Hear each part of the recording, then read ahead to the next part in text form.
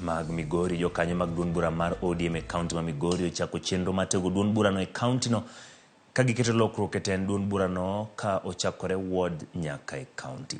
Jotend ODM kotelo gi jakom mar ODM e kaunti no Philip Makabongo wacho ni giseketo lokruok e kombe mopogore opogore kochakore ward nyaka e sub county ka koro gidong' mana kod mano mar kaunti. Jokanyo mag ODM wacho ni gidwaro wito oko jokanyo mantiere lemo e duond burano magin andhoke. Giramo ni duond bura mar ODM pod otegno. Magiwacho ni weche mawachore ni duond bura mar UDA nitiere kod huma Migori gin miriambo. To jomoko to ng'ongruok imiye kom ka to uso kucho en motero reports kucho. Biro mar Ruto ka omedo wa mijing'o momedowa en ni ji ringo a kucho ni mar ng'ama idhi ire cha to tich otamo. Ka ng'ato achiel wuok to wayudo ji 10.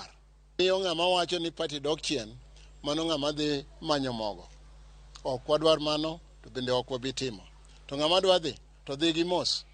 Onge tiende ni koni ine ODM to ka Ruto biro tine mitelo ne wuoth. Mago jok ma wuondu gin gisedhi manyo bondegi to bende ok wagomb ni giduogi. Waseyudo listi te moa e branches wate kendo waikore mondo mi bang' juma manyien kata juma manyien mondo koro waket ofiswa mar county obed motegno. Ofiswa ni mara waonge kod chandruok kendo wageno ni ji te biro mor kod tich kaka wabiro tiyo.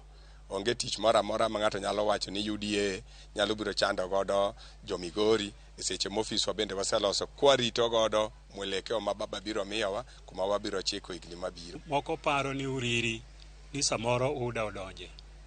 Uriri tinde ka en ODM kendo wa support the leadership ma wan go party leadership. Gisani wayuaye odwa mondo party obed motegno. Koro kuneno ka nitie kone gi koni nyiso ni wayuaye ot kendo wapango ot mondo obed maber maka wendo biro kata jodala ka donje to donje ot maber.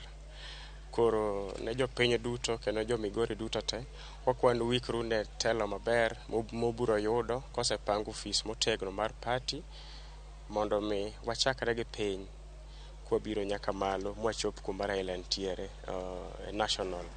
Moko kuom jotich